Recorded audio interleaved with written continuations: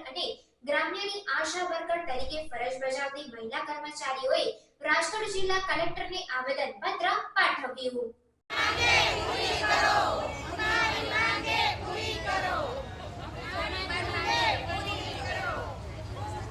રાજકોટ જિલ્લાના ધોરાજી શહેર અને ગ્રામ્યની આશા વર્કર તરીકે ફરજ બજાવતી કર્મચારીઓએ આવેદનપત્ર પાઠવ્યું। આશા વર્કર તરીકે ફરજ બજાવતી મહિલા કર્મચારીઓનો આક્ષેપ છેલ્લા 10 વર્ષથી પગાર વધારવા સહિતના પ્રશ્ન અધ્ધરતાલ છે। આશા વર્કર તરીકે કામ કરતી મહિલા કર્મચારીઓનું સરકાર દ્વારા શોષણ થઈ રહ્યું હોવાના આક્ષેપો લગાવ્યા છે। સરકારના જીઆરમાં લખાયેલ નિયમ કરતાં વધુ કલાકો કામ કરાવવામાં આવતા હોવાના આક્ષેપ પણ છે। પગાર વધારો કર્મચારીઓને કાયમી કરવા અને નિયમ અનુસાર કામગીરી કરવા અને આશા વર્કર સામે કામગીરી કરતી કર્મચારીઓનું શોષણ બંધ કરવાની માંગ સાથે આવેદનપત્ર પાઠવવામાં આવ્યું। ધોરાજી ડેપ્યુટી કલેક્ટર કચેરી બહાર સૂત્રોચ્ચાર કરી વિરોધ નોંધાવ્યો। આગામી દિવસોમાં જો માંગ સ્વીકારવામાં નહીં આવે તો આશા વર્કર તરીકે ફરજ બજાવતી કર્મચારીઓની ઉગ્ર આંદોલનની ચીમકી પણ ઉચ્ચારવામાં આવી છે। Reporter Pritesh Solanki, secular Gujarat news, Dhoraji.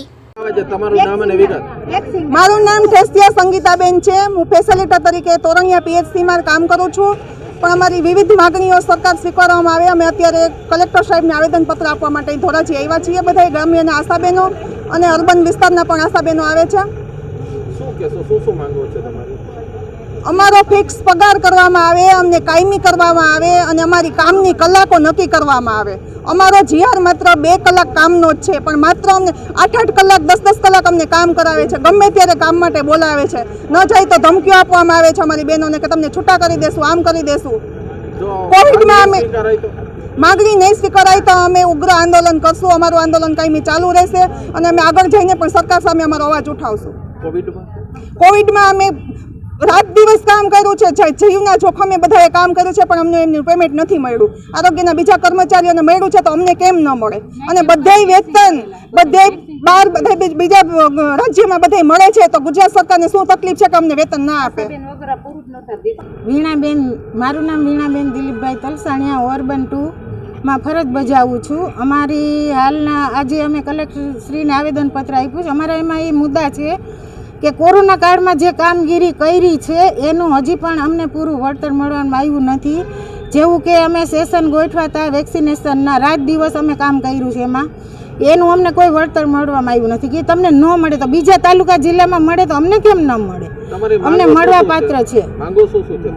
અમારી માગણી એ જ છે કે જે કોરોના કાળમાં જે સેશનના કામ કર્યું હતું એ પર ડે અમને 200 રૂપિયા પ્લસ 100 નાસ્તાને એવી રીતના નક્કી કરેલા હતા। એ વાઉચર અમે જોયેલું તો એ અમને આપવામાં નથી કે તમને ન મળે એવું કહેવામાં આવે, તો બીજા જિલ્લામાં દીધું તમને કેમ ન મળે? અને બીજું હાલ જે ઓનલાઈન કામો નાખવામાં આવે છે, આભા કાર્ડ, પીએમએસના, એ કામ અમે કરીએ છીએ, રાત દિવસ કરીએ છીએ। કે અમારી નોકરી 3 કલાકની કીએ છે અને અમે આખો દિવસ રવિવારે ખાલી નથી જતો, મહેનત એટલી કરીએ છીએ અને બધું કામ કરીએ છીએ।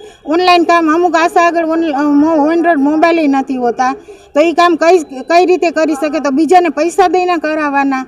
તો આ આશા વર્કરની જે નોકરી કરે છે, જેને જરૂરત છે, જરૂરતમંદ છે, એ જે નોકરી કરે છે ને અડધી તો સેવા કરે છે। તો સરકારશ્રીને અમારું આવેદન છે કે અમારી આ બધા પ્રશ્નો ધ્યાનમાં લઈ અને આનું નિવારણ કરે ને જે સહી રસ્તો હોય અમને। સમાચારોની અવનવી અપડેટ્સ માટે જોતા રહો સેક્યુલર ગુજરાત ન્યૂઝ। સાથે સેક્યુલર ગુજરાત ન્યૂઝ ચેનલને લાઇક, શેર અને સબસ્ક્રાઇબ કરો અને બેલ આઇકોન દબાવીને સમાચારોની ઝડપી માહિતી મેળવો।